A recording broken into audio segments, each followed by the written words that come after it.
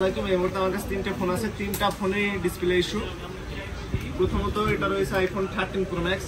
এটা 13 pro ম্যাক্সটা blink হয়, white হয়, গ্রিন হয়। আর একটা রয়েছে আইফোন 14 প্রো ম্যাক্স। এটা আপনার এরকম হয়, ডিসপ্লে অনেক সময় সবুজ হয়ে যায়, ডিসপ্লে এরকম হবে এবং মাঝে মাঝে সবুজ হয়ে যায়,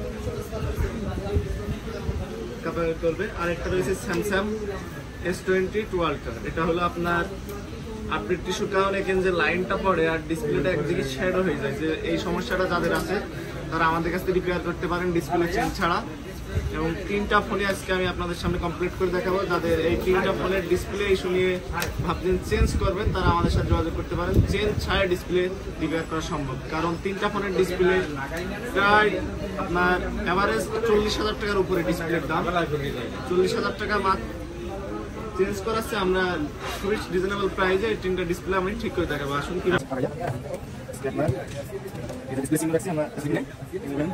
এই সেম ডিসপ্লে প্রবলেমটা এটা আমি আপনাদের সামনে রিপেয়ার করে দেখাবো।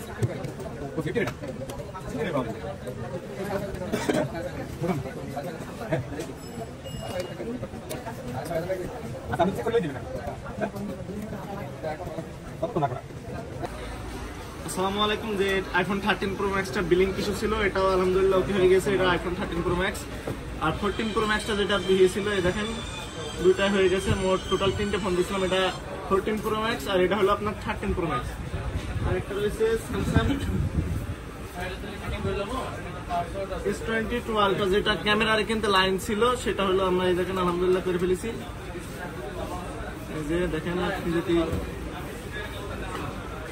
ডিসপ্লে সেটিং এ যে 120 হার্টজে দিলে আপনার যে ডিসপ্লে কিন্তু লাইন আসতো, সেটা কিন্তু এখন আর নেই। যাদের 20 হার্টজে, অনেকে 60 হার্টজে চালায়, দেখেন দুইটাই ঠিক আছে।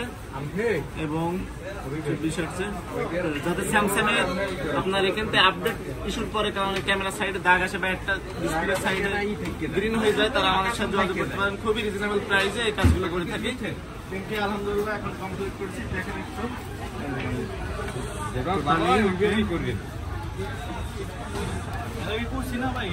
আলহামদুলিল্লাহ তিনটাই ওকে।